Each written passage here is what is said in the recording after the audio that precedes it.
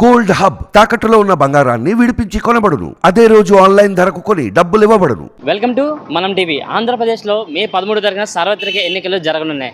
ఈ నేపథ్యంలో అయితే మాత్రం ఇప్పటికే టీడీపీ, జనసేన, బీజేపీ పార్టీలు పొత్తులతో ఎన్నికల బరిలోకి దిగి విజయం సాధిస్తామని అంటుంటే, మరోపక్క వైసీపీ పార్టీ సింగిల్గా ఎన్నికల బరిలోకి వెళ్ళి ఈసారి గెలిచి మళ్ళీ విజయం చూపిస్తామని అయితే మాత్రం చెప్పడం జరుగుతుంది.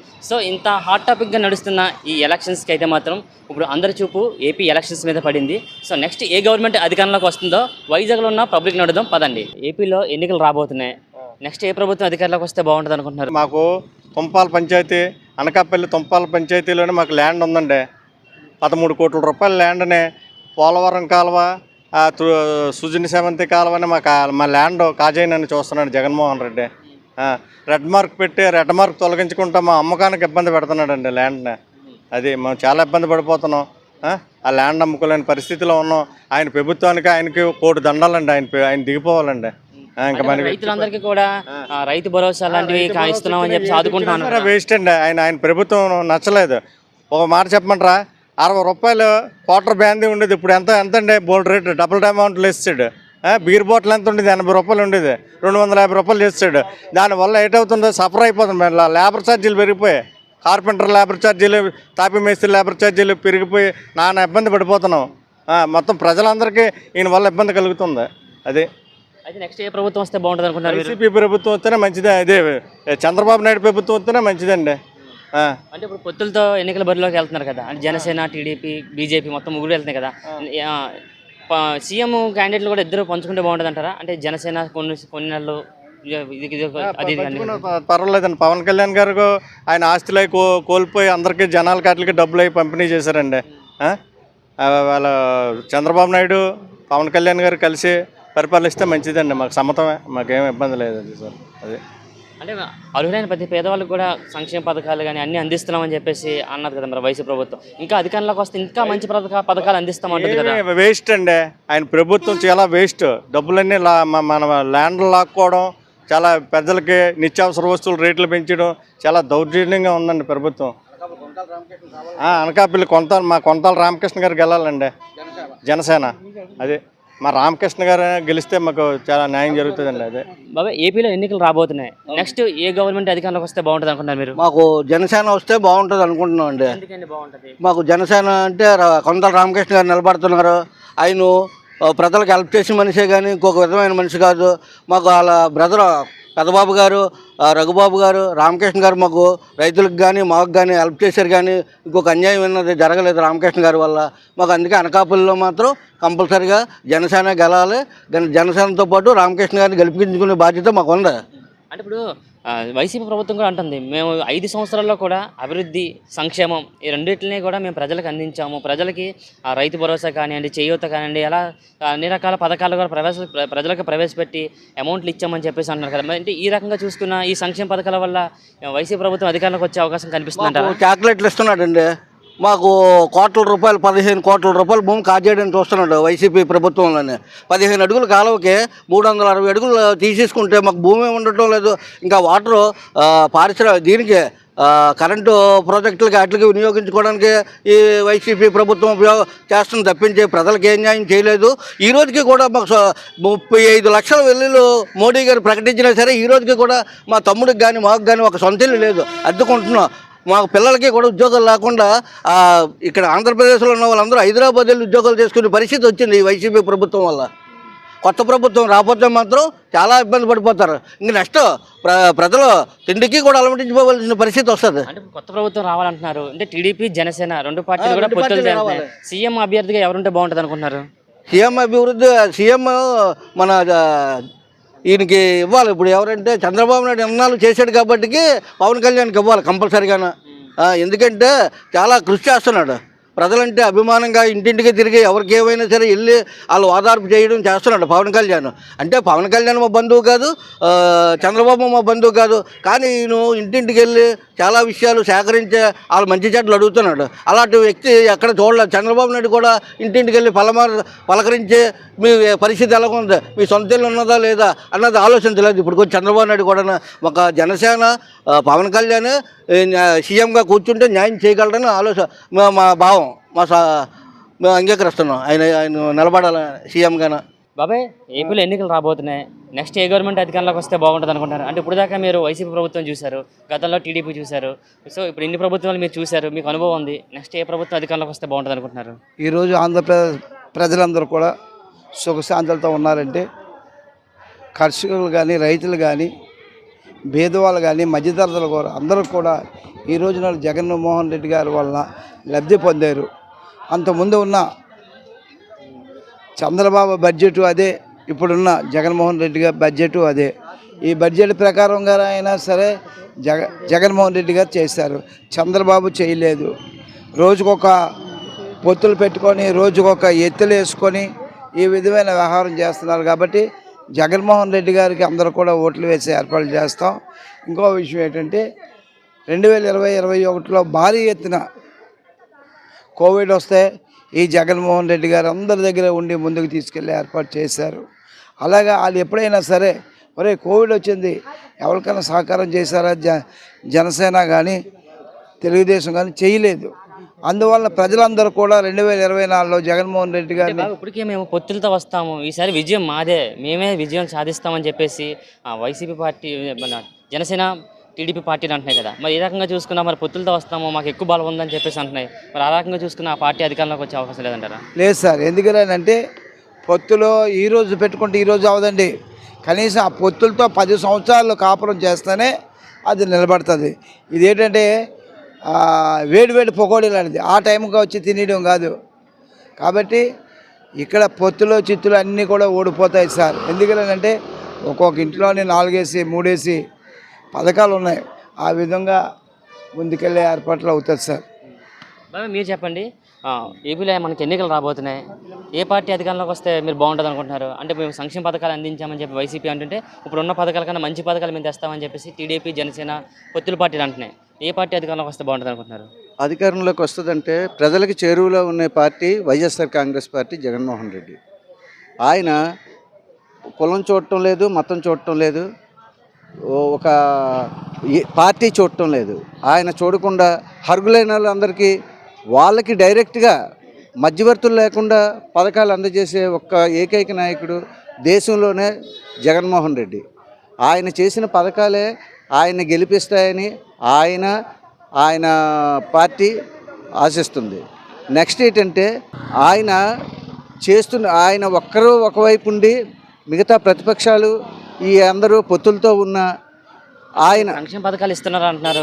ఒక పక్కేమో సంక్షేమ పథకాల పేర్లతో అవినీతి చేస్తున్నారని చెప్పేసి మిలియన్ పార్టీలు కూడా ఆరోపిస్తుంది. అంటే ఒక చేతితో సంక్షేమ పథకాలు ఇస్తూ మరో పేర్లేమో నిత్యావసర సరుకుల మీద వాటి మీద ధరలు పెంచేశారని చెప్పేసి ఒక ఆరోపణ కూడా వినిపిస్తుంది కదా. దాన్ని మీరు ఎలా చూస్తారు? మరి నిత్యావసర వస్తువుల మీద పెరుగుతున్నాయంటే ఆయన చేసిన ఈ 5 ఏళ్ళు పరిపాలనలోని 2 సంవత్సరాలు కరోనా వచ్చింది. కరోనాలో ఎంతో సంక్షోభం జరిగింది, డబ్బులకి ఇబ్బంది పడ్డారు. అలా ఆ టైంలో కూడా ఏ ఒక్క సంక్షేమ పథకాన్ని వదలకుండా అతను చేస్తూ ధరలు కూడా నియంత్రణలో ఉన్నాయి. ఇప్పుడు గ్యాస్ పెరిగిందంటే అది సెంట్రల్ గవర్నమెంట్ సంబంధం. అలాగే పెట్రోల్ కానీ ఇది కానీ, పెట్రోల్ పెరిగితే ఆటోమేటిక్గా అన్ని నిత్యావసర వస్తువుల మీద కూడా దాని ప్రభావం ఉంటుంది. కాబట్టి అది సెంట్రల్ గవర్నమెంట్కి వాటికి సంబంధమే కానీ ఈ జగన్మోహన్ రెడ్డి గారికి కానీ ఈ స్టేట్ గవర్నమెంట్కి కానీ ఎక్కువ సంబంధం లేదని కొంత ఏదో ఉంటుంది తప్పించి ఇవన్నీ కూడా సెంట్రల్ గవర్నమెంట్ పరిధిలో ఉంటాయి. ఈ గ్యాసు ఇవి దానివల్ల రేట్లు పెరిగాయి తప్పించి ఈ గవర్నమెంట్ నుంచి ఏ రకమైన ఇవి పెరగలేదు. నెక్స్ట్ ఏమంటే ఎన్ని పార్టీలు కలుస్తున్న కొలది ఇతనికి జనాల్లో నమ్మకం ఎక్కువైపోతుంది. మళ్ళీ జగన్మోహన్ రెడ్డి వస్తాడు, వీళ్ళందరూ సంక్షేమ పథకాలు చేసాడు వస్తానని ఇతను అడుగుతున్నాడు ఓటు. వాళ్ళందరూ ఏమంటున్నారంటే మేమందరం ఒకటవుతున్నాం అంటున్నారు. మీరందరూ ఒకటైనా ఏదైనా అతను చేసిన సంక్షేమాలే అతను గెలిపిస్తాయని, అతను సంక్షేమం మంచి చేస్తేనే ఓటేయమని అడిగే దమ్మున్న నాయకుడు ఒక్క జగన్మోహన్ రెడ్డి ఒక్కలే. అంకుల్ చెప్పండి, ఏపీలో ఇప్పుడు ఎన్నికలు రాబోతున్నాయి. ఎక్కడ చూసినప్పుడు అందరి ఆసక్తి కూడా ఏపీ ఎన్నికల మీద కనిపిస్తుంది. సో నెక్స్ట్ ఏ పార్టీ కానీ ఏ గవర్నమెంట్ కానీ అధికారంలోకి వస్తే బాగుంటుంది అనుకుంటున్నారు? ప్రత్యేకించి మీడియా మిత్రులకి నా నమస్కారం అండి. ప్రత్యేకించి కొత్తగా దీని గురించి మాట్లాడాల్సిన అవసరం లేదు. రాష్ట్ర వ్యాప్తంగా కానీ దేశవ్యాప్తంగా కానీ ఆంధ్రప్రదేశ్ రాష్ట్రం మీదే ప్రతి ఒక్కరు కన్ను ఉంటుంది. ఎందుకంటే ఏ ఒక్క రాష్ట్రంలో జరగని సంక్షేమ పథకాలు అనేటువంటివి తాత ముత్తాతల నుంచి ఏ రోజు మనం చూడలే. మేం కానీ బహుశా మీరు అడుగుతున్న మీ తండ్రులు కానీ ఏ ఒక్కరు కూడా ఏ సీఎం వస్తే ఏం చేశాడులే, ఏ సీఎం వస్తే ఏం చేశాడులే అనేటోలే కానీ ఏమీ జరిగిందని ఎప్పుడు అనుకోలే. ఈ ఒక సీఎం మేనిఫెస్టోని మించిన పథకాలని రిలీజ్ చేశారు. అంటే ఒక పక్క సంక్షేమ పథకాలు ఇస్తున్నారు, మరో పక్క అవినీతి జరుగుతుంది, సంక్షేమ పేరుతో అవినీతి చేస్తారని చెప్పేసి ప్రతిపక్షం నుంచి ఒక ఆరోపణ వినబడుతుంది. దాన్ని మీరు ఏమంటారు? ప్రతిపక్షాలు అవినీతి జరుగుతుందని అనడం ప్రతి ఒక్క ప్రభుత్వం వచ్చేటప్పుడు ఇది ఒక కామన్ వర్డ్ అనమాట. ఇది జరగకుండా ఉండాలనే ఒక కార్యకర్తలకు కూడా విలువ తగ్గించి వాలంటీర్ని పెట్టించి ప్రభుత్వాన్ని ప్రజల దగ్గరికి తీసుకెళ్తున్నారు. వాలంటరీ వ్యవస్థను పెట్టిందే అవినీతి జరగకూడదని, దాన్ని మళ్ళీ అవినీతి జరుగుతుంది అనడం అది ఒక కామెడీగా ఉంటుంది, నవ్వు అనమాట. అవినీతి జరగకూడదని డైరెక్ట్గా పెన్షన్ అవన్నీ అండి, వేరే వేరే సంక్షేమ పథకాలు మీరే అడిగారు, సంక్షేమ పథకాలు ప్రతిదీ ఇంటికి తీసుకెళ్ళి ఇస్తున్నారు. అవినీతి ఇంకెక్కడ జరుగుతుంది? అంటే ప్రజలకు అంటే సామాన్యుడికి నిత్యావసరకులు భారంగా మోపేసి ఇలా చేయడం జరిగింది. అది దానికి కూడా సమాధానం ఉంది. ఏ ప్రభుత్వంలోని ద్రవ్యోల్బణం బట్టి రేట్లు పెరగడం కామను, అంతేగాని ఈయన ఒక్కడే పెంచేసి ఏమి చేయలేదు. అది సెంట్రల్ గవర్నమెంట్ ఏదో పెరిగిందని దానికి సెంట్రల్ గవర్నమెంట్ ప్రతిదాని పెట్రోల్ పెరిగిందా లేకపోతే కొన్ని గ్యాస్ ధరలు పెరిగినాయి, ప్రతి ప్రభుత్వంలోని కొంచెం కొంచెం పెంచడం అనేది కామన్. అది అంతేగాని ఈయన ఒక్కడే తీసుకొచ్చి ఇప్పుడు రాష్ట్ర బడ్జెట్ విషయంలో కానీ సెంట్రల్ గవర్నమెంట్ నుంచి మన ఆర్థిక శాఖ మంత్రి గారే చెప్పారు, ఆ రోజు ఎంతైతే ఉందో ఈ రోజే అంతే. జగన్మోహన్ రెడ్డి గారు ఇన్ని వేల కోట్లు ప్రజలకు సంక్షేమాన్ని అందించినా అదే ఉంది. అట్టంటప్పుడు అవినీతి ఎక్కడ జరిగింది, రేట్లు ఎక్కడ పెరిగాయి? అంటే పొత్తులతో మేము ఎన్నికల బరిలోకి దిగుతున్నాం, ఈసారి ఖచ్చితంగా విజయం మాదే, ఈసారి ఎలాగ వచ్చినా సరే ఈసారి జగన్మోహన్ రెడ్డి గద్దె దింపడమే మా పని అంటారు. అందరిలాగా నేను మాట్లాడలేను కానండి, అడవిలోని గుంట నక్కలు మందలాగా వస్తాయి, వాటిని నక్కలు అంటారు. సింహం దాని వేటకి వెళ్ళేటప్పుడు సింగిల్గా వెళ్ళిపోతుంటుంది, అది దానికి ధైర్యం ఎక్కువ, అంటే నేను పోరాడగలని శక్తి ఉంది దానికి. ఈ గుంట నక్కలు ఏంటంటే ఒకటి వెళ్ళలేవు, అందరూ కలిపి వెళ్ళాలి, వెళ్ళినా లాస్ట్కి తీరేది ఉపయోగం లేదు అక్కడ.